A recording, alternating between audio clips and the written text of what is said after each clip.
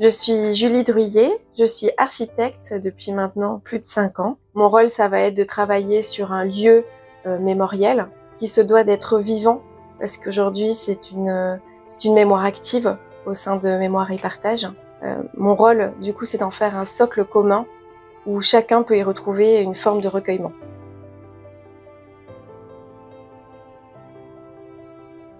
Quelle structure devrait porter la maison contre les esclavages? Clarisse, votre synthèse. Alors la synthèse, je ne sais pas si ça va vraiment être une synthèse, mais je vais reprendre. Voilà. Donc ce que le groupe a proposé, c'est que ce soit vraiment un lieu où on va pouvoir y retrouver donc, des débats, des temps d'échange ouverts à tous sur différents sujets, qu'il ne faut pas forcément intervenir des experts. Donc certains disaient des temps comme celui d'aujourd'hui, où autour d'une table, on peut discuter, échanger sur des sujets, des thématiques. Je m'appelle Clarisse Gomis, je suis conseillère en insertion professionnelle. Je suis également secrétaire générale de l'association Mémoire et Partage. Je dois dire que ce fut vraiment quelque chose d'intense et de fort.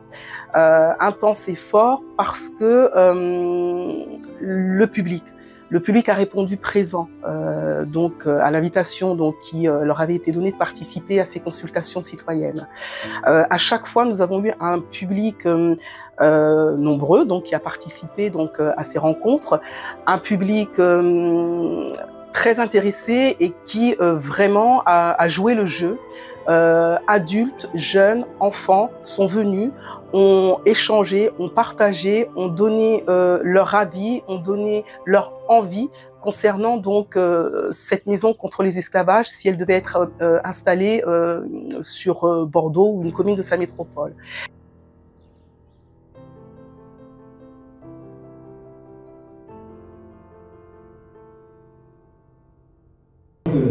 Voilà, elle n'a pas le temps de rester, mais vous allez voir que sur Bordeaux, il y a des gens de passage et qui ont un lien avec ce qu'on dit. Donc là, tout à l'heure, vous me disiez que vous avez vécu en Angleterre pendant 30 ans. 30 ans. Voilà, je viens de Londres, j'ai grandi ici, j'ai étudié ici. Je suis partie habiter à Londres voilà, pour 3 mois et je suis restée presque 30 ans. Et je suis revenue sur Bordeaux avec mon fils qui a 17 ans, qui est mixed race, métis, voilà. Et donc son père est de Barbados, des Caraïbes, et a un nom d'esclave qui est Cumberbatch, qui est un nom très commun dans les Bardades. Voilà, donc c'est pour ça que nous avons discuté. Alors c'est une idée que nous portons à Mémoire et Partage depuis déjà quelques années. Et ce qui nous a motivés surtout, c'est le fait qu'il n'existe pas aujourd'hui sur le territoire national de projets de ce type. Il existe des musées qui traitent du sujet de l'esclavage ou des esclavages.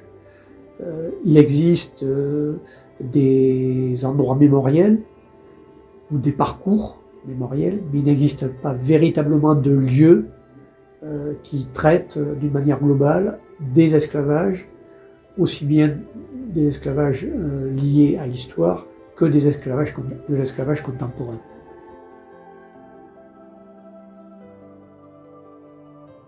D'abord la conviction que Bordeaux ne peut pas tourner le dos à son passé, qui est lié pas seulement à l'esclavage ou aux esclavages, qui est lié aussi aux territoires qui l'ont caractérisé, aussi bien l'Afrique que les Caraïbes, les Antilles.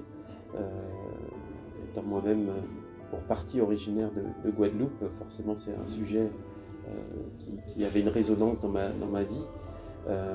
Et par conviction que cette histoire-là doit appartenir à tous et doit être assumée sereinement, lucidement, sans tabou. La motivation centrale, c'est qu'on a pris beaucoup de retard ici à Bordeaux pour qu'il y ait un lieu, une institution qui porte l'histoire de l'esclavage, l'histoire de Bordeaux, mais pas que, parce que le sujet est bien plus large que celui-là. Et donc voilà, l'urgence et la nécessité qu'il y ait un espace à Bordeaux pour rendre visible cette histoire-là? Moi, c'est vrai que c'est des questions qui m'intéressent déjà parce que j'ai étudié les relations internationales et notamment les relations africaines. Donc assez naturellement, cette question-là est assez prégnante dans l'histoire africaine. Donc ça, c'est la première chose. Et puis après, je suis assez intéressé par d'autres lieux de ce type qui ont pu être installés sur la façade atlantique. Je pense notamment à Nantes, avec les quais aménagés, un lieu mémorial qui est accessible librement et à toute heure de la journée. Comment on fait aujourd'hui de ça? Mais pas forcément comment eux faisaient, bien sûr.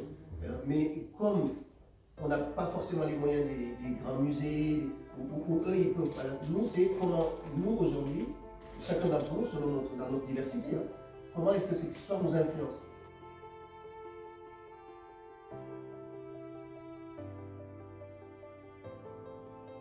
Il faut qu'il y ait une culture du passé, mais pas que. Et qu'il faut vraiment... Nous, on est tout à fait contents de cette idée de maison, parce qu'ici, on la pratique. C'est-à-dire que c'est des participations. Il faut que ça soit, comme on disait tout à l'heure, vivant, qu'il y ait des lieux de mémoire, mais pas que, et que ça vive avec les jeunes. Là, il y avait des jeunes qui avaient plein d'idées, et c'est intéressant que ça se transmette et que ça vive, et qu'on intègre toutes ces dimensions de l'esclavagisme. Déjà cette idée de maison, comme on l'a dit ce matin, maison c'est plus vivant, dynamique, accueillant, mais aussi c'est important parce que ça sera un lieu aussi, une maison de transmission, hein, de transmission, que ce soit des valeurs, de l'histoire et de co-construction quand même, de l'avenir, de l'humanité. Parce que lorsque les gens sont au courant, ont des informations sur des choses qui se sont passées, les gens peuvent aussi construire leur avenir.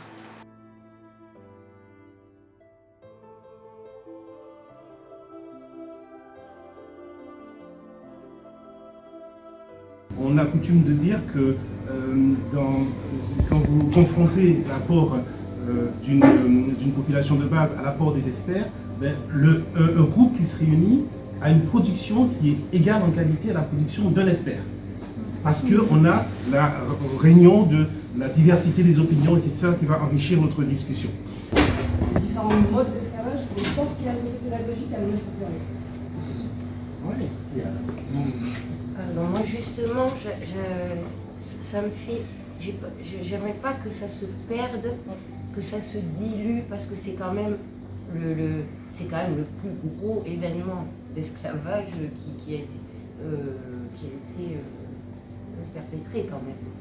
Enfin, je veux dire, ce commerce triangulaire, ce commerce en droiture. Après, il y a plein de sous-formes, de plus petites formes d'esclavage. Il y en a encore aujourd'hui, ça perd.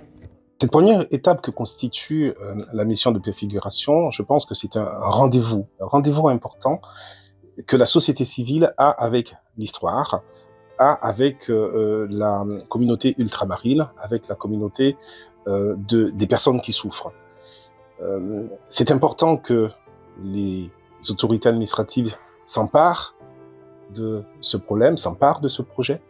C'est important que chaque citoyen se sente concerné. Ce n'est pas une maison qui est portée uniquement par une association, c'est un projet qui concerne l'ensemble des citoyens. Et moi, j'en appelle à la participation et à l'implication de chacun. Nous avons fait en sorte que ce projet soit un projet dont les Bordelaises et les Bordelais s'approprient. Mais au-delà, nous avons mis en place un consensus politique assez inédit, puisque nous avons mobilisé les collectivités locales, toutes les collectivités locales, donc la ville de Bordeaux bien sûr qui a lancé cette mission de préfiguration, mais aussi la Bordeaux Métropole, mais aussi la région Nouvelle-Aquitaine, ainsi que le département de la Gironde. La région Nouvelle-Aquitaine est d'ailleurs très concernée par cette histoire, parce que vous le savez, on a 4 ports qui étaient des ports négriers importants dans cette région, Bayonne, Bordeaux, Rochefort et La Rochelle. Donc voilà un peu le cheminement qui nous a amené jusqu'à la remise du rapport au maire de Bordeaux le 12 mai 2023, c'est-à-dire il y a 4 jours. La consultation citoyenne, c'était une forme de démocratie participative. Nous sommes des acteurs de la société civile bordelaise. Nous sommes des acteurs de l'éducation populaire, véritablement. Donc pour nous, les projets politiques structurants, c'est des projets qui doivent être discutés, qui doivent en tout cas être présentés aux citoyens, puisque avant tout c'est eux, hein, c'est pour eux que nous agissons, c'est pour eux que nous concevons des outils, c'est pour eux que nous concevons des politiques. Donc c'est important qu'ils puissent se l'approprier, qu'ils puissent nous dire véritablement quel sens ils donnaient à cette action publique, quel contenu ils voudraient trouver dans cette maison contre les esclavages, quelle forme ils voudraient que cette maison contre les esclavages puisse avoir, sur quel lieu ils souhaiteraient que cette maison contre les esclavages se fasse.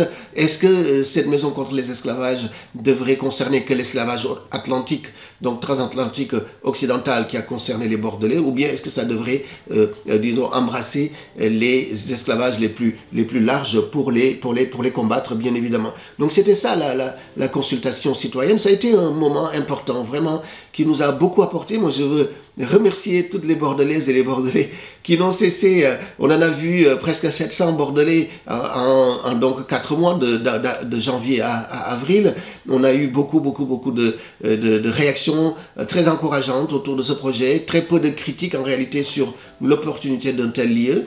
Et je veux vraiment les remercier pour cet encouragement-là, parce que c'est un chemin qui est long, qui nous attend, mais c'est un chemin qu'ils ont pu accélérer en participant aussi activement donc, à cette consultation citoyenne. Moi, je voulais juste dire que j'ai trouvé ce projet intéressant et donc j'ai réfléchi aussi sur ce qui est l'esclavage, etc. Je trouve qu'il y a beaucoup de jeunes, d'enfants comme moi, qui prennent le temps de réfléchir sur ce qui s'est passé avant ou même ce qui se passe actuellement. La maison, c'est comme notre maison, on se sent bien, on aime accueillir et on y trouve tout ce qu'on a besoin pour être bien. Donc une maison d'esclavage, c'est tout ce qui amène tout ça, n'importe quelle personne qui rentre dedans doit s'y trouver quelque part, soit à ses racines ou à quelque chose qui peut lui amener un bien-être quelque part. Un endroit de recueillement, un endroit qui peut apporter du plus dans la vie de tout le monde. Il n'y a pas que les noirs, que les blancs, disons tout le monde de manière universelle. Une fois qu'on connaît son histoire, qu'on connaît d'où on vient et qu'on voit voilà, un peu tout ce que nos ancêtres ont et autre chose, des figures importantes. Aux États-Unis, le noir américain, il a des figures, il a des représentations. Nous n'avons rien. On ne connaît pas nos artistes, on ne connaît pas nos résistants, on n'a pas de nom à citer. Donc voilà, cette maison puisse nous apporter tout ça, qu'on retrouve notre dignité aussi et qu'on puisse continuer à partager avec l'autre et, comme dit Angélique, exister aussi. Pour moi, ça serait une maison qui serait évolutive. Voilà, surtout ça. Pas forcément grande sur le moment, mais évolutive. C'est-à-dire, tu vois quoi comme un exemple d'évolution, par exemple? Ben, tout simplement un truc tout simple.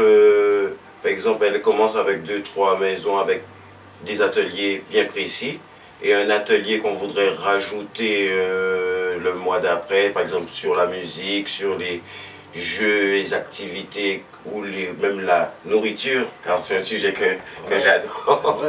Les repas d'esclaves à l'ancienne qui font surtout des fois notre richesse à l'heure actuelle aujourd'hui.